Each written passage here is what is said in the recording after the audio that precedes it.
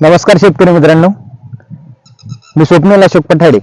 आपलं Pathade organic form या YouTube चॅनलवर आपलं सहर्ष स्वागत आहे. तर मित्रांनो, आता कपाशीचा सीझन सुरू आहे. सगळ्यांच्या एक एक फवारण्या झाल्यात, डोस झालेत आणि आता आपण जे मागच्या वर्षी केलं होतं की फळफांदी फक्त ठेवायची आणि गळफांदी काढून टाकायची, तर हे जे तंत्रज्ञान आहे दादा लाड तंत्रज्ञान, तर यामध्ये आता आपली कपाशी 42 ते 43 दिवसांची झाली. 6 जूनची लागवड आहे आपली. यावर्षी पाऊस चांगल्या प्रमाणात असल्या कारणानं कपाशीची ग्रोथ ही खूप जास्त चांगल्या प्रमाणात झाली. तर आता हा जो प्लॉट आहे जो तुम्हाला दिसतोय, तर या प्लॉट मध्ये आपली गळफांदी काढून झाली. दुसरा प्लॉट जो आहे त्यामध्ये गळफांदी काढायची बाकी. तर मित्रांनो, गळफांदी काढल्यावरती फायदा काय होतो किंवा तोटा होतो हे सर्व आपण या व्हिडिओमध्ये बघणार आहोत. प्रथमतः मित्रांनो, जर आपल्या चॅनलवर कोणी नवीन असेल तर चॅनल सबस्क्राईब करा आणि जवळच असलेलं बेल आयकॉन दाबा. तर मित्रांनो, आता ही जी कपाशी आहे, या कपाशीची ग्रोथ थोडीशी जास्त आहे दुसऱ्या कपाशींच्या तुलनेत. या कपाशीची थोडी ग्रोथ जास्त आहे कारण की इथं अगोदर पपई होती. पपईनी सेंद्रिय कर्ब जो असतो किंवा आता आमच्या मराठवाड्याच्या भाषेत जे म्हणतात की बेवडाचं राहणे, तर या बेवडाच्या रानात थोडस पीक चांगल्या प्रमाणात येतं.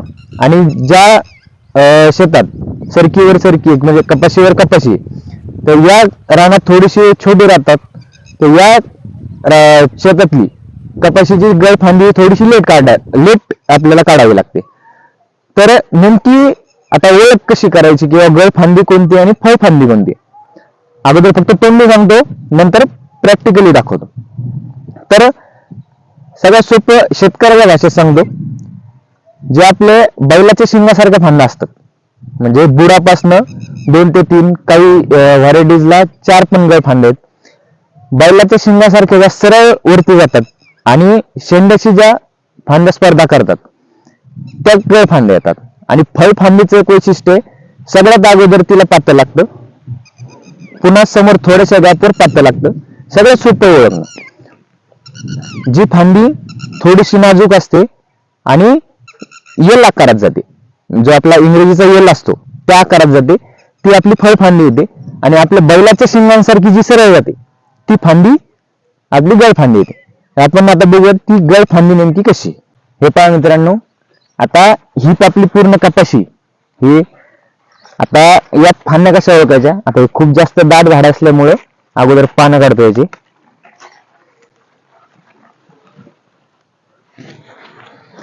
आता यामध्ये बघा, ही जी फांदी, आता ही आपल्या झाडाच्या शेंड्याची स्पर्धा करते. ही जी फांदी, ही फांदी खूप मोठी आहे, झाडाच्या शेंड्याशी स्पर्धा करते. ही तिसरी फांदी 3 आणि इकडच्या बाजूने 4 फांद्या ह्या झाडासोबत स्पर्धा करतात. आणि आता ह्या फांद्या काढल्यानंतर आता ह्या ज्या गळ फांद्या आहेत, ह्या आपण आता मागच्या वर्षी आपण कात्रीच्या साहाय्याने काढल्या होत्या, या वर्षी आपण हातानेच काढतात, काही फरक पडत नाही.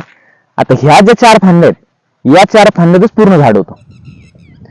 जे काय आपण नंतर म्हणतो की खूप जास्त दटली सारखी, डोळ्या काळ्या पडतायत किंवा डोळ्या फुटायला खूप त्रास होतोय, तर हे जर टाळायचं असेल आणि कापूस उत्पादन जर पहिल्यापेक्षा वाढवायचं असेल, तर याप्रमाणे आपल्याला गळफांदी काढावं लागेल. आता ही गळफांदी, या ज्या 4 गळफांद्या होत्या, या 4 गळफांद्यात हे पूर्ण झाड जे होतं हे पूर्ण मोकळं झालंय.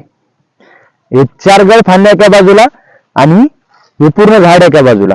आता इथं बघू शकता तुम्ही, आता ही जी फळफांदी, या फळफांदीत सगळ्यात अगोदर इथं पातळ लागले, ती लगेच समजते. त्याच्यासमोर थोड्याच अंतरावर इथं पातळ लागले. त्यामुळं फळफांदी ओळखणं खूप सोपं आहे. आणि कट करताना एक काळजी घ्यायची की जास्त आपली जी खोडाची साल आहे ती जास्त निघली नाही पाहिजे. जी फांदी ती कोपऱ्यापासून मोडून घ्यायची, कारण फांदी जर म्हणजे खोडाला जर जास्त साल निघली तर थोडी जाऊ शकते. आणि मित्रांनो, आता आपण हळूहळू, शेतकरी म्हणतात की थोडीशी आम्हाला जास्त माहिती द्या, तर कपाशीवरची संपूर्ण माहिती आता पुढील व्हिडिओत मी देत राहील.